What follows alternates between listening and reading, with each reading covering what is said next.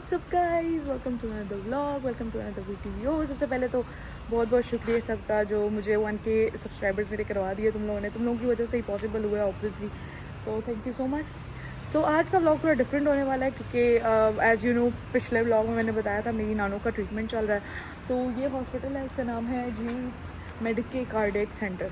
तो इसमें उनका ट्रीटमेंट चल रहा है। तो आज मैं तुम लोगों को ज़रा डॉक्टर से भी बात करवाऊंगी और डायलिसिस के बारे में बताऊंगी और किडनी प्रॉब्लम्स के बारे में बताऊंगी कि जिन लोगों को किडनी प्रॉब्लम्स होती हैं उन्होंने परेशान नहीं होना, ठीक है। उनके लिए बहुत से इलाज हैं और बहुत लेटेस्ट टेक्नोलॉजी है जिसकी वजह से मरीज़ों के लिए बहुत आसानियाँ पैदा हो रही हैं। जैसे मेरी नानों के लिए अल्हम्दुलिल्लाह बहुत आसानियाँ पैदा हो रही हैं।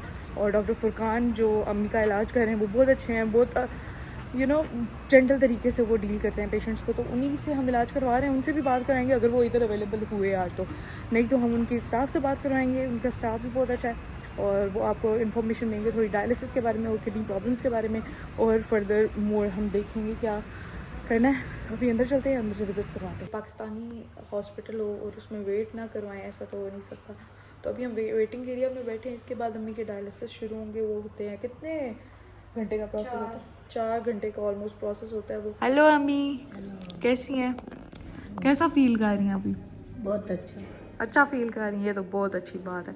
अभी अम्मी आपके डायलिसिस होंगे, उसके बाद भी आपने मुझे बताना है कि आप कैसा फील कर रही हैं, ठीक है। प्लस पॉइंट ये है कि इस प्रोसेस में अम्मी को ज़्यादा तकलीफ नहीं होती। इतना पेनफुल नहीं है, सिर्फ वो जो करते हैं ना यहाँ पे, क्या कहते हैं उसको, क्या कहते हैं उसको?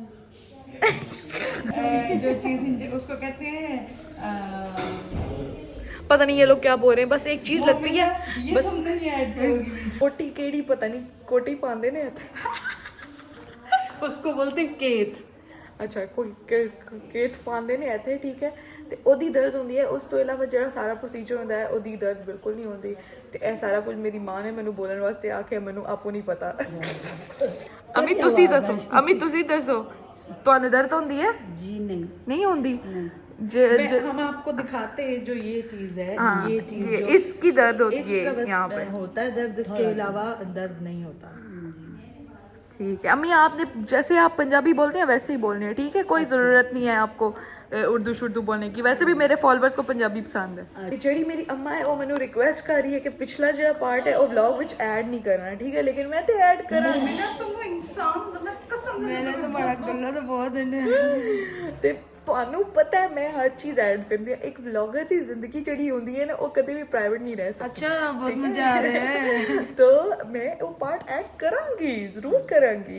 अभी मेरी नानो हंस रही है और मुझे इतना अच्छा लग रहा है, इतना अच्छा लग रहा है उनको देख के, वरना अम्मी सही सीरियस बैठी रहती है। अगर तुमने व्लॉग में कसम खुदा की वो डाला ना तो मैं कभी तुम्हारा साथ नहीं दूंगी आइंदा। तुम देखना एक सब्सक्राइबर कम होने से क्या हो जाएगा गाइस, 1K प्लस हो गए, 1K प्लस हो गए। अभी हम आ गए हैं जहाँ पे अम्मी के डायलिसिस होने हैं। अभी ये प्रोसीजर स्टार्ट होगा। I don't know about this machinery but I think इसी से होता है। इसमें दर्द होती है अम्मी? जी। उस डायलिसिस के बाद आपकी तबीयत काफ़ी बेहतर हुआ है? जी। अभी खाला अपनी अम्मी जान को खाना खिला रही हैं। पहले अपनी पेट पूजा की है खाला ने, फिर ख्याल आया कि अच्छा मेरी एक अम्मी भी है। जी ऐसी बात नहीं, ऐसी बात है। मैं आई हूँ आते साथ कहती हैं खाना दो खाना दो। मैं इनको सूप पिला चुके हैं। ये बस सूप क्या होता है यार? पानी होता है सूप एक किस्म का। तो अभी खाना खिला रहे हैं मम्मी को। पता नहीं कितने टाइम का ये प्रोसेस है, 3-4 घंटे का। अभी 2 घंटे हुए हैं अभी। तो बस इसके बाद फिर हम घर चलेंगे। भी डायलिसिस चल रहे हैं। अभी टाइम रिमेनिंग है जी 1 घंटा और 39 मिनट। गाइस इस वक्त इस्लामाबाद का वेदर हो रहा है बहुत ज़्यादा हसीन। चेक आउट द वाइब, बारिश हो रही है सही मज़े वाली। ऑलमोस्ट सब कुछ ही हो गया। मम्मा डायलिसिस को ऐसे समझ रही हैं जैसे मम्मा ही डॉक्टर हैं। ये दोनों ही डॉक्टर्स हैं। ये क्या होता है? MMHG। मुझे क्या पता मम्मा, मैंने तो बहुत अरसे पहले बायो छोड़ दी। इस पे सर्च करो, देखो। मम्मा आपके पास फोन है? चले उस पर सर्च करें फिर। शाबाश। ਹੁਣ अम्मी ते डायलिसिस हो गए ने। सुनाओ अम्मी। ठीक है बच्चा, ठीक ठाक। ਹੁਣ कैसा फील कर रहे हो तुसी? मैं ठीक है, शुक्र है अल्लाह का। बेस्ट। डॉक्टर सारे अच्छे मिले हैं। अच्छा जी। तो इनका शुक्रिया अदा करते हैं। डॉक्टर साहब दी बड़ी तारीफ कर रहे हो हैं।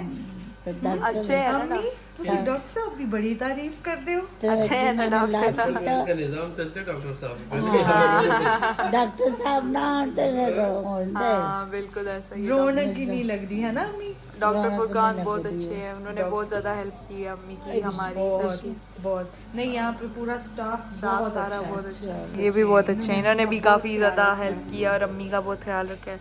और भी बहुत सारा स्टाफ था इस हॉस्पिटल में भी, दूसरे में भी, उन सब ने बहुत ख्याल रखा है अम्मी का। अब इनके लास्ट डायलिसिस है यहाँ पे इस्लामाबाद में, इसके बाद बाकी का जो ट्रीटमेंट है वो जेलम में होगा इंशाल्लाह।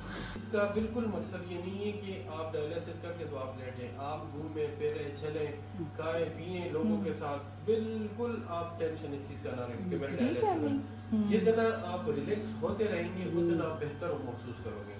मेरे पास ऐसे पेशेंट है कि 14 साल से डायलिसिस हो रहा है, ठीक है, वो उसने एक दिन भी किसी के साथ नहीं है, खुद आते हैं और खुद जाते हैं और अपना बिजनेस करते हैं, कोई प्रॉपर्टी का काम करते हैं, कोई आगे पीछे। क्यों? उसने जहन पे ये बात नहीं ली कि मैं बीमार हूँ, उसने कहा भाई बीमारियां अलग तरफ। डायलिसिस का मकसद भी है आप डायलिसिस वक्त पे करो, अच्छा करो, आप घूमे फिरे, अपना काम करें, खाएं पिए। This video is meant to be a request to you all to kindly remember my nano in your prayers because she is in dire need of prayers and please sincere दिल से उनके लिए दुआ कीजिएगा।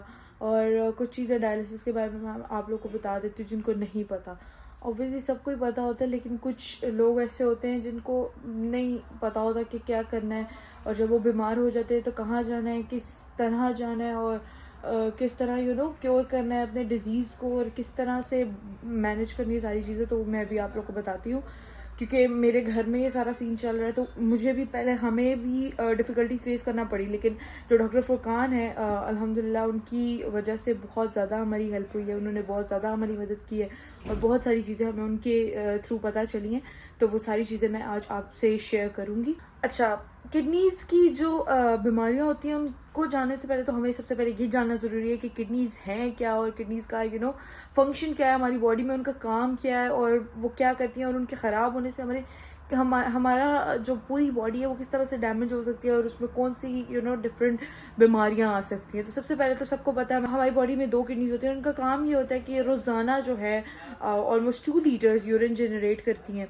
उसके अलावा किडनीज़ का ये काम होता है कि ये जो बॉडी में टॉक्सिक जो केमिकल्स होते हैं और उसके अलावा जो एक्स्ट्रा पानी होता है, ठीक है, गंदगी जो हमारे बॉडी में होती है उसको जो एक्सक्रीट करने का प्रोसेस है वो सारा किडनीज़ में होता है, ठीक है। किडनीज़ के ख़राब होने की बहुत सी वजूहात हो सकती हैं, लेकिन कुछ जो मेन सामने आती हैं उनमें हाई ब्लड प्रेशर या फिर गुर्दों में जो पत्थरी हो जाती है, नॉर्मली लोग उसको इसी नाम से पहचानते हैं। उसके अलावा बहुत ज़्यादा मेडिसिन का इस्तेमाल करने से हमारी किडनीज़ ख़राब हो सकती है और बहुत सी वजूहात है इनकी।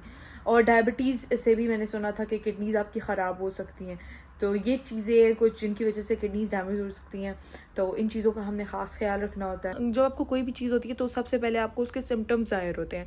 तो किडनी के ख़राब होने की जो सिम्टम्स हैं वो सबसे पहले तो ये है कि आपको भूख कम लगती है, उसके अलावा आपके यूरिन का जो कलर है वो चेंज हो जाता है, उसके अलावा आपको कमज़ोरी होती है, थकावट होती है, सर्दी बहुत ज़्यादा लगती है। मेरी नानों को बहुत ज़्यादा सर्दी लगती है, वो हर वक्त कांपती होती हैं, इवन हम गर्मी में हीटर लगा के बैठे होंगे ना तब भी उनको सर्दी लग रही होगी। उसके अलावा सांस लेने में मसला होता है, उसके अलावा आपकी जो स्किन है उस पर इचिंग बहुत ज़्यादा होती है, उसके अलावा आपके जो मुँह का टेस्ट है वो चेंज हो जाता है और आपको हर वक्त बेचैनी सी रहती है। अब इसकी टाइप्स भी बहुत सारी हैं। कुछ जो किडनीज़ की जो बीमारियाँ होती हैं ना वो आपकी बॉडी में आहिस्ता आहिस्ता होती हैं और उनका इलाज ज़रा मुश्किल हो जाता है, लेकिन कुछ बीमारियां ऐसी होती हैं जो बड़ी तेज़ी से आपकी बॉडी में बढ़ रही होती है, लेकिन उनका इलाज होता है और वो वक्त के साथ साथ ट्रीट हो सकती है। और किडनी की बीमारियों का एक जो मेन इलाज है वो सबको पता होता है, सभी उससे ऑलमोस्ट अवेयर होते हैं और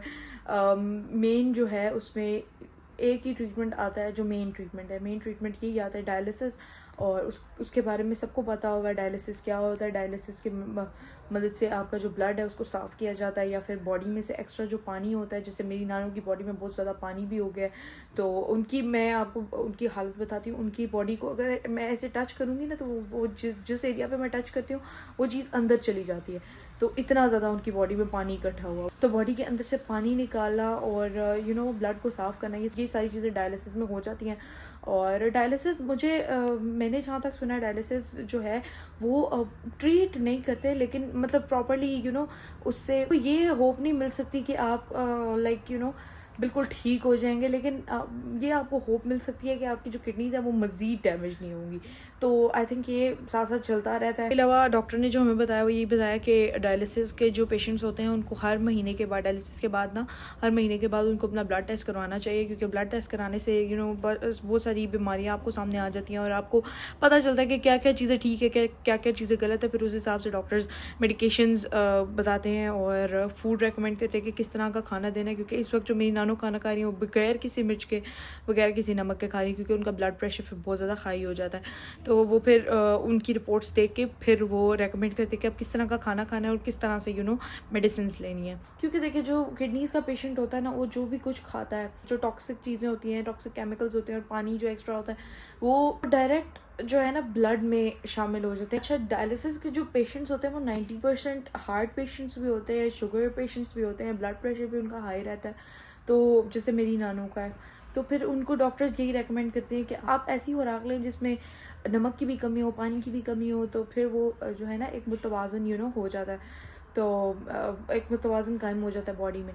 तो इसीलिए मेरी नानो भी इन्हीं चीज़ों का ख्याल रख रही हैं। तो अगर आप लोगों के घर में या आप लोगों के फ्रेंड सर्कल में किसी को है तो उसको ये चीज़ें बता दें ताकि उसकी थोड़ी सी हेल्प हो जाए। हम किसी डाइटिशियन से भी हेल्प ले सकते हैं या अपने डॉक्टर से भी हेल्प ले सकते हैं कि हमें किस तरह की डाइट किडनी फेलियर के दौरान, डैमेज्ड किडनीज़ के दौरान हमें क्या खुराक लेनी चाहिए, या जब हमारे डायलिसिस हो रहे हैं उसके प्रोसेस में हमें क्या खुराक लेनी चाहिए। तो वो इंशाल्लाह हेल्प करेगा। और मेरी दिल से दुआ है कि अगर किसी को भी किडनी की या कोई और किसी भी तरह की कोई बीमारी है, किसी को है, किसी के घर में है, किसी के फ्रेंड सर्कल में है, या कहीं पे भी किसी को कोई भी बीमारी है, अल्लाह ताला उसको जल्द से जल्द शिफायाब करे। और मेरी नानों के लिए स्पेशली बहुत ज़्यादा सारों ने दुआ करनी है।